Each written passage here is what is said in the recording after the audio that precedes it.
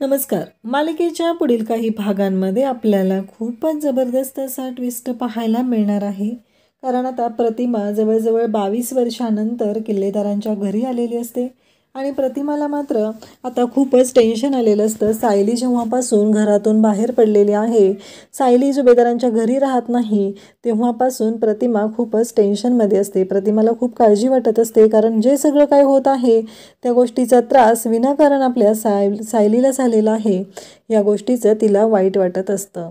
खरं तर ती म्हणत असते की काही झालं तरी सायलीची चूक नाही, कारण सायलीची चूक कशी असू शकेल, कारण अर्जुनला तर सगळी कल्पना होती, असं तिचं म्हणणं असतं. पण आता इकडे प्रतिमाला आनंदी ठेवण्यासाठी रविराजने जो निर्णय घेतलेला आहे आणि हळदी कुंकाच्या कार्यक्रमाला प्रतिमा सायलीला घरी घेऊन येते, त्यानंतर प्रियाची कशी वाट लागलेली आहे ते आपल्याला या व्हिडिओमध्ये पाहायला मिळणार आहे. त्यासाठी हा व्हिडिओ शेवटपर्यंत पहा.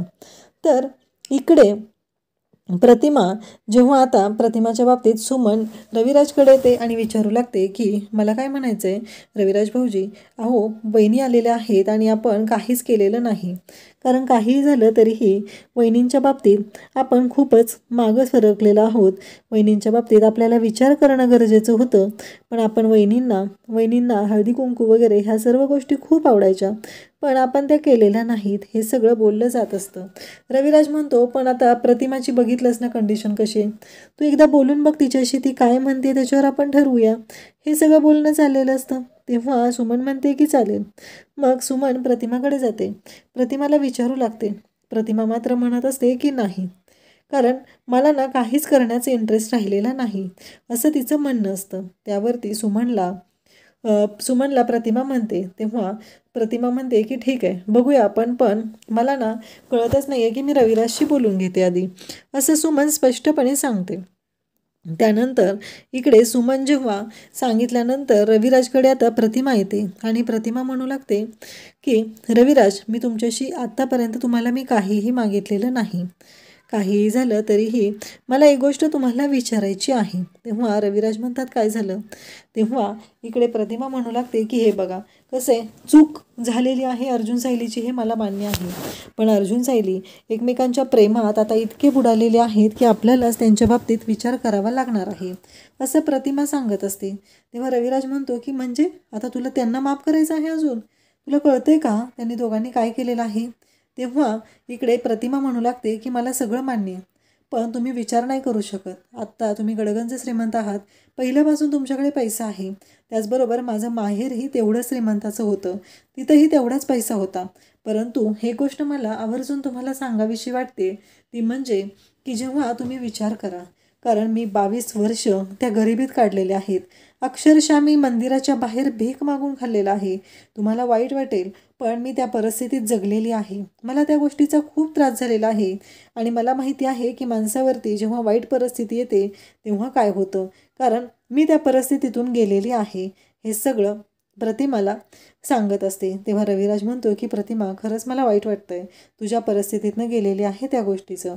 तेव्हा रविराजला प्रतिमा म्हणत असते की मग विचार करा ना, कारण सायलीसाठी खूप मोठी गोष्ट होती की तिचे वडील हे तिच्याकडे न राहणं, तिच्या वडिलांवरती खुनाचा आरोप होणं. तुम्हाला आठवतंय का, तुम्हीच मला सांगितलं ना पहिल्यांदा सायलीची केस तुम्ही लढत होता मधुभाऊंची, तुम्ही स्वतः मधुभाऊंना भेटलेले आहात, इव्हन आपण आत्ताही कितीतरी वेळेस त्यांना भेटलेलो आहे, पण तुम्हाला कधी त्यांच्या वागण्यामध्ये काही चुकीचं वाटलं का, काही खोट आढळली का त्यांच्या बोलण्यामध्ये, मग मला सांगा तुम्ही का त्यांची केस सोडली. तेव्हा रविराज सांगतात की मला तन्वीने सांगितलं की ते खूप वाईट आहेत आणि त्यांनी खूप त्रास दिलेला आहे, पण मला सांगा, प्रतिमा म्हणते की तुम्ही तन्वीचं ऐकलं, पण या गोष्टीचा तुम्ही कधी विचार केलाय का, तुम्ही स्वतः जाऊन कधी मधुभाऊंना बोललात का, त्यांचे आभार मानलेत का, कारण त्यांच्यामुळं आपली तन्वी आज आपल्यामध्ये आहे, आपली तन्वी आपल्यासोबत आहे, ही गोष्टीचा कधी विचार केलाय का तुम्ही, असं प्रतिमा अनेक प्रश्न रविराजला विचारत असते आणि वकिली डोक्याच्या रविराजची प्रतिमाने तर बोलती बंद केलेली असते. रविराज म्हणत असतो तू सगळं म्हणते हे सगळं मला पटतंय, पण मला एक गोष्ट तुला विचारायची आहे, तू म्हणते सगळं मला मान्य आहे, पण एका गोष्टीचा तू विचार केलायस का, कारण आत्ता त्यांनी चूक केली. तेव्हा प्रतिमा म्हणते की एक गोष्ट लक्षात ठेवा, मला ना सगळ्यात जास्त दोषी तिथे अर्जुन वाटतो, तरीही आपण त्याला क्लीन चिट दिली, त्याला माफ केलेलं आहे, आपण तिथे विचार केला का नक्की काय झालेलं आहे या गोष्टीचा, असं तिनं बोलत असते. तेव्हा रविराज म्हणतो की तुला काय म्हणायचं आहे. तेव्हा प्रतिमा सांगत असते की मला सांगा, सायली गरीब परिस्थितीतून, म्हणजे तिच्या घरी खायचे वांदे, त्याचबरोबर आश्रमात मुलं वाढत होती. मधुभाऊंनी बिचाऱ्या अनाथ लोकांना सांभाळलेलं होतं. ज्यांना कोणी नाही त्यांना सांभाळण्याचं काम मधुभाऊ करत होते. पण त्यांच्यावर असा आरोप आला. मग ते मुलं रस्त्यावर येणार. ह्या सगळ्या गोष्टी समोर घडत होत्या. मग काय करायचं हे कळत नव्हतं. मग सायलीसाठी मधुभाऊंना वाचवणं महत्त्वाचं होतं आणि अख्ख्या पनवेलमध्ये तिची केस घ्यायला कोणीच तयार नव्हतं. आणि अर्जुनला देण्यासाठी तिच्याकडे फी नव्हती. तुम्हीच तिला कामावर ठेवलेलं होतं. कामावर ठेवलं तेव्हा तुम्हाला कधी वाईट वाटलेलं का? हे सगळे मुद्दे प्रतिमा बोलत असते. तेव्हा रविराज शॉक होतो. रविराज म्हणतो की तुला काय म्हणायचं आहे? तेव्हा प्रतिमा सांगत असते की हो, मला सायलीशी बोलायचं आहे. तुम्ही सगळ्यांनी संबंध तोडलेत हे सगळं मला मान्य आहे. पण मला सायलीशी बोलायचं आहे, कारण सायलीची काहीही चूक नाही. कारण माझ्या मते सायली योग्य आहे. आणि हे सगळं बोलणं प्रियाच्या कानावर पडलेलं असतं. आणि प्रतिमाला रविराज म्हणतो की ठीक आहे, तुला बोलायचं आहे ना, तू बोल. पण एक गोष्ट लक्षात ठेव, कारण मला तू कधी फोर्स करू नको. कारण मला त्या मुलीशी बोलायचं नाही. तो माझा निर्णय असेल. आता तू कितीही समजवलं तरीही माझी ती गोष्ट ऐकून घेण्याची तयारी नाही. हे सगळं प्रतिमाला रविराज सांगत असतो. इकडे प्रिया आता महिपतकडे आलेली असते आणि महिपत म्हणत असतो की तुम्हाला किती वेळा सांगितले, उडवून टाका तिला. पण तुम्हाला काही ते जमतच नाही. कारण तुमच्यासाठी ते मोठं आहे ना. कारण ती प्रतिमा संपली तर सगळं संपणार आहे. प्रिया म्हणत असते सायली आणि ती जर एकत्र भेटले तर खूप अवघड होणार आहे. आपल्याला खूप त्रास सहन करावा लागेल. हे सगळं प्रिया बोलत असते. तेव्हा महिपत म्हणत असतो की एक साधी गोष्ट सांगितलेली आहे, एका बाईला उडवायचं आहे आणि ती गोष्टही तुम्हाला जमत नाही. महिपत असं बोलत असतो. तेव्हा प्रिया म्हणत असते बरोबर आहे, तुम्ही सगळेजण मलाच डोक्याच्या तोंडावर द्यायचं असतं तुम्हाला. मीच काय करायचं ते करायचं आणि उद्या अडकले तर मीच अडकणार आहे, तुम्ही निवांत राहाल. खरं तर हाच सगळा महिपत, नागराज आणि साक्षी यांचा प्लॅन असतो. जर अडकली तर प्रिया अडकली जाणार आहे. आपला काय संबंध आहे, हाच विचार त्यांच्या डोक्यात सुरू असतो. आणि त्याचबरोबर इकडे महिपतनं सांगितल्यानंतर प्रियाला सगळेजण म्हणू लागतात की पण ही गोष्ट तू विसरतेस का मग? कारण तू विचार कर ना, जर तू ही गोष्ट करायला तयार नाही झालीस तर सगळ्यात जास्त कोण अडकणार आहे? तूच अडकणार आहेस ना यामध्ये. मग तुलाच विचार करावा लागणार आहे की काय करायचं ह्या गोष्टीचा. कारण तुला जर अजूनही वाटत असेल की तू जे बोलते त्या म्हणण्याप्रमाणे गोष्टी झाल्या पाहिजेत, पण तुझी तू ठरव. इकडे कल्पनाने आता सायलीला फोन केलेला असतो आणि सायलीला ती बोलत असते. सायलीला मात्र खूप छान वाटत असतं, कारण कल्पनाचा फोन आलेला आहे. कल्पना तिच्याशी बोलत आहे हे पाहून सायली म्हणते की खरंच प्रतिमात्या तुमचा फोन आलेला आहे, मला खूप भारी वाटत आहे. आणि मग प्रतिमाचा फोन आल्यामुळं सायली तर खुश झालेली असते आणि सायली प्रतिमाशी बोलत असते. प्रतिमा म्हणते की ते सगळं जाऊ दे, तू कशी बरी आहेस ना, आणि ते बाकीच्या लोकांचं जाऊ दे, मला खूप महत्त्वाचं वाटलं म्हणून मी तुला फोन केलेला आहे. पण त्याहीपेक्षा एक महत्त्वाची गोष्ट तुला सांगायची आहे, ती म्हणजे की माझ्याकडे मकर संक्रांतीच्या दिवशी हळदी कुंकू आहे आणि त्या हळदी कुंकवाच्या कार्यक्रमासाठी तू यायचं आहेस. सायली म्हणते की नको, उगीच गोंधळ नको, तन्वी आहे ना, तिला नाही आवडणार तिथे आलेलं मी. तेव्हा प्रतिमा म्हणते की एक गोष्ट लक्षात ठेव, मला काही माहिती नाही आहे, तू हळदी कुंकाच्याच कार्यक्रमा दिवशी यायचं आहे. कारण माझी दुसरी मुलगी माझ्याकडे आली नाही तर हे मला अजिबात आवडणार नाही. त्यामुळं तुला काहीही करून माझ्यासाठी यायचंच आहे. हे सगळं बोललं जात असतं. आणि त्याचबरोबर प्रतिमाला सायली म्हणते की ठीक आहे, मी मधुभाऊंशी बोलून घेते आणि मग मी तुम्हाला सांगते की नक्की काय करणार आहे. तेव्हा प्रतिमा म्हणते की चालेल. आणि सायली म्हणते की खरंच प्रतिमा, त्या तुमचा माझ्यावर राग नाही आहे ना? तेव्हा प्रतिमा म्हणते की हो, तुला जे योग्य वाटलं ते केलं. कारण मला माहिती आहे की गरीब परिस्थितीमध्ये कोणता निर्णय घ्यावा लागतो, काय करावं लागतं. मी त्यातून गेलेली आहे. आणि इकडे प्रतिमाचा कॉल झाला ही गोष्ट प्रियाला कळते. प्रिया म्हणते काही करून आता ह्या सायलीच्याच हातून प्रतिमाचा काटा काढायचा आहे. सायली जेव्हा येईल तेव्हा तिच्याचकडून ह्या सगळ्या गोष्टी करायच्या आहेत असं तिनं ठरवलेलं असतं. इकडे प्रतिमा आता पूर्णाजीकडे आलेली असते आणि पूर्णाजीला सांगते की पूर्णाजी, अगं मी हळदी कुंकू करायचं ठरवले. आता 20 वर्षानंतर जवळजवळ मी घरी आले तर मग मला सुमन ही म्हणली की वहिनी तुम्हाला खूप आवडायचं ना हे सगळं वाण देणं वगैरे ह्या सगळ्या गोष्टी. तर मग त्या गोष्टी जेव्हा होत आहेत ना, तेव्हा एक महत्त्वाची गोष्ट आहे ती म्हणजे ती करावीच लागेल. कारण पूर्णाई मी एक गोष्ट मागत आहे, म्हणजे मी तुम्हाला आत्तापर्यंत जेव्हा जेव्हा मागितलं तेव्हा तेव्हा तुम्ही मला भरभरून दिलेलं आहे. परंतु आता मी जी गोष्ट मागत आहे त्यामुळे तुम्हाला रागही येऊ शकतो, असं असं ती बोलत असते. तेव्हा मात्र पूर्णाजी म्हणते तुला काय म्हणायचंय प्रतिमा? तेव्हा प्रतिमा सांगू लागते की पूर्णाई, मी सायलीशी बोलत आहे. मला रविराजने सांगितले की तुला बोलायचं आहे तर तू बोलू शकतेस.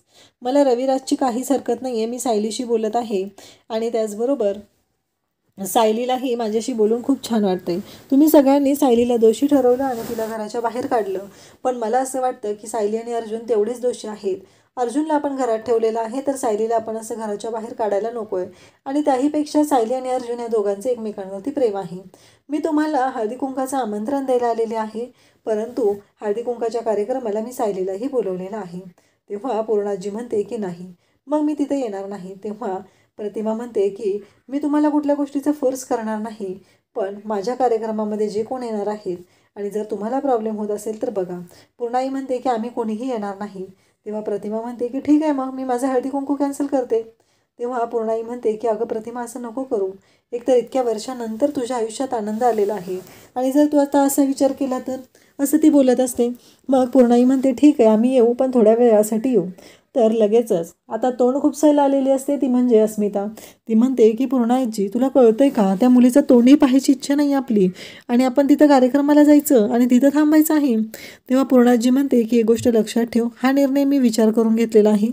तू मध्ये बोलायची काहीही गरज नाही. मी माझ्या प्रतिमासाठी काहीही सहन करू शकते आणि तिच्यासाठी ती जे म्हणेल ते करायला मी तयार आहे. प्रतापही म्हणतो की हो, प्रतिमाची इच्छा आहे ना तर आपण हे करूया. आता खरं तर सगळे फासे सायलीच्या बाजूने पडू लागलेले असतात. सायलीच्या आयुष्यात नक्कीच आनंद येणार हे कुठंतरी ते चिन्ह असतं. मकर संक्रांतीच्या निमित्ताने या सगळ्या गोष्टी पुन्हा येणार आहेत हे लक्षात येत असतं. तर इकडे आता प्रतापने पण परवानगी दिलेली असते. प्रतापचंही म्हणणं असतं की ठीक आहे, काही हरकत नाही आहे आणि जर जायचं असेल तर काहीच हरकत नाही असं म्हणत प्रतापही तयार झालेला असतो. इकडे पूर्णाजीने सगळ्यांना सांगितलेलं असतं आणि पूर्णाजीचं असं म्हणणं असतं की काही झालं तरीही मी जास्त वेळ तिथं थांबणार नाही, असं पूर्णाजी म्हणत असते. आणि त्याचबरोबर इकडे पूर्णाजी म्हणते की ठीक आहे. पूर्णाजीला ह्या गोष्टी मान्य होतात आणि म्हणते की प्रतिमा, मी तुझ्यासाठी काहीही करायला तयार आहे. आता रविराजनेच तुला परमिशन दिलेली आहे तर माझा प्रश्नच येत नाही. रविराज जे म्हणतील ते मला मान्य आहे, असं पूर्णाजी सांगत असते. आणि त्याचबरोबर इकडे अस्मिताला मात्र राग आलेला असतो. अस्मिताची मात्र चिडचिड सुरू झालेली असते. तिला ही गोष्ट अजिबात पटलेली नसते. तिचं असं म्हणणं असतं की काहीही झालं तरीही ह्या गोष्टी चुकीच्याच आहेत. आणि इकडे पूर्णाजीला प्रतिमा सांगते की हे बघ, ती येणार आहे आणि मी तिला आमंत्रण दिलेलं आहे, त्यामुळं ती येणं स्वाभाविकच आहे. काहीही झालं तरीही आता सायली येणार आहे या गोष्टीचा आनंद मला झालेला आहे. कारण तुला वाटत नसेल, पण मला माहिती आहे की आज तुमच्या कुटुंबामध्ये तुमच्या सगळ्यात आणण्यामागे फक्त सायलीचा हात होता. सायलीने मला कोणाचाही विचार न करता अलिबागला आली आणि तिथून घेऊन इकडं आलेली आहे. पण तुम्ही कुणीही त्या गोष्टीचा विचार केला नाही. आजपर्यंत सायली जे जे चांगलं वागलेली आहे त्या सगळ्या गोष्टी तुम्हाला चुकीच्या वाटलेल्या आहेत, असं ती बोलत असते. इकडे आता हळदी कुंकाच्या दिवशी सगळेजण जमलेले असतात. अर्जुनही आलेला असतो, कारण सायलीला बघायला मिळेल या गोष्टीचा आनंद त्याला होणार असतो म्हणून तोही आलेला असतो.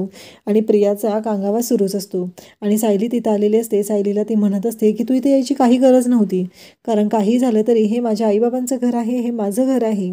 आमच्या घरामध्ये तू यायची काही गरज नव्हती. सगळेजण पाहत असतात. प्रियाचा कांगावा मात्र सुरूच असतो. सगळ्यांना धक्का बसलेला असतो की आता काय उत्तर द्यायचं, कारण प्रिया ही किती नौटंकी करणारी आहे हे सगळ्यांनाच माहिती असतं.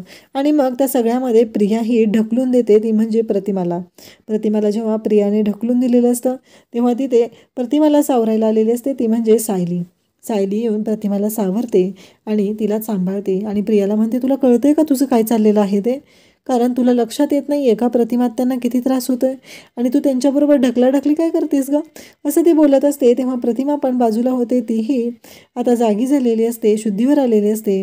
आणि रविराजला मात्र राग आलेला असतो आणि त्या क्षणी रविराजने प्रियाचं थोबाड फोडलेलं असतं, तिच्या कानाखाली दिलेली असते. आणि प्रिया मात्र पाहतच राहते, कारण तिला कळायचं बंद झालेलं असतं, कारण तिला असं कधी वाटलं नव्हतं की तिच्या आयुष्यात असं काही घडेल.